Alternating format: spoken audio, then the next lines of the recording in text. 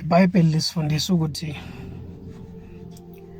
inkosi uSolomon seyikhulile esemdala ngenxa yabafazi bakhe abaningi.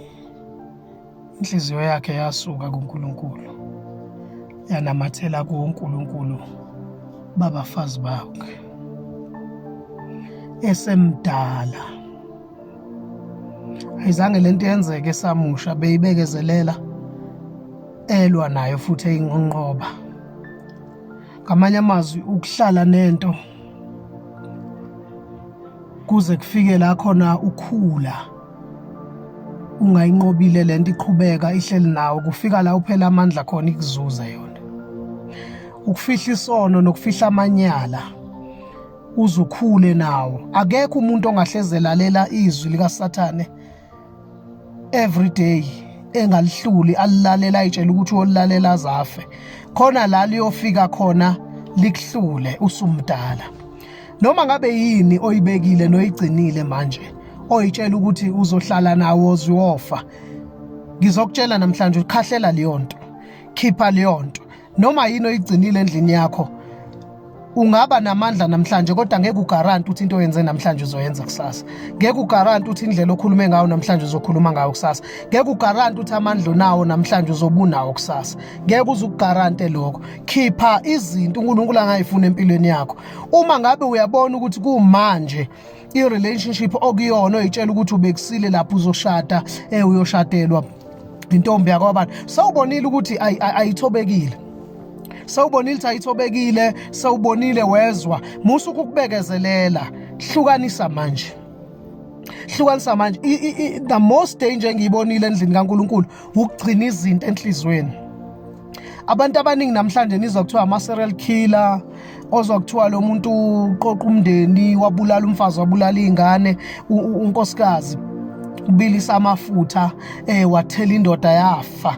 Akuyona leyo nto, awuzwa kuthiwa leyo nto into ya overnight. Kodwa mase sekucheckwa kubhekisiswa sekuthiwa uyocheckwa nengqondo, uthola ukuthi into esikhathi eside yenzeka. Into akade ayibeke azasha athi ayiqali manje, ineminyaka ewu10, ineminyaka ewu20. Whatever ifihlile, lamanyalo wafihlile, lesono sifihlile, lo dodo ufihlayo owunabekelisayo endlini kaNkulunkulu, busy kuyakhonzwa uqhubeka nododo ubekile enhlizweni. Lento lendlo zakhela yona iyowela wena ngelinye ilanga. Lithi iBhayibheli nanoma yini eyenzeke phansi kwezindlu iyomenyezwa phezulu kophahla, nanoma yini eyenziwe ebumnyameni iyokhulunywa ekukhanyeni. Khona isikhathi esizayo esizoveza lamanyalo kade wenza. Lamanyala kodwa namhlanje uzwe ingane expose abafundisi abadumile nabafundisi abakhulu zithi lo bekade ngithinta isiliso sangasese, lo bekade ngidlalisa ethi, lo bengisendela izithombe. Uzwa lezo zinto manje kade zaqala zenzeka. Imali ababefumbathisa zona le ingane seziphelile namhlanje. Ngiyakuphindela ngithi uSamson kwafika la khona eyitshela ukuthi usothandweni, awusoze wabasothandweni nesitha. Into uNkulunkulu athe ayingenziwa yenziwa. Wathi akungaganiselwani umFilisti no, wagijima umfana wayoganiselana nezitha.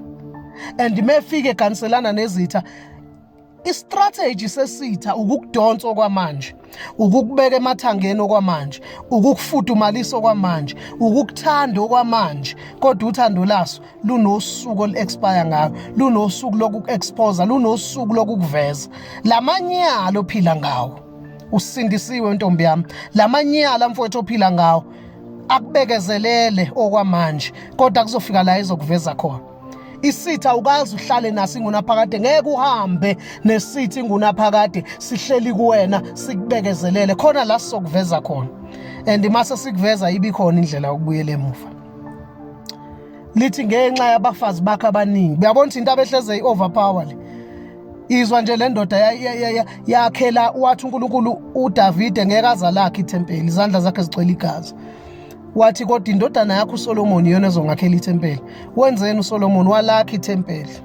Mayelakha ithempeli, izwa nje umuntu okade ecebe kangaka wakhela uNkulunkulu ithempeli. Lithi kodwa iBhayibheli wafa esekhonzela phansi kwezihlahla, ngoba ubuningi babesifazana enhlizweni yomuntu wesilisa kuza noNkulunkulu babo. onkulunkulu babo bamdukisa, wayekade ba-overpower kodwa akaboni iy'nsuku ziyahamba amandla yaphela, kwafika la bemnqoba khona onkulunkulu babafazi bakhe. Qaphela into ozigcinile, qaphela izinto ophila ngazo, qaphela into ezifike nomfazi, qaphela into ey'fike nabantu empilweni yakho, zingalibulali icebo likaNkulunkulu. Uzofelaphi nalento oyifihlile? Hlukana nezono kusuka manje.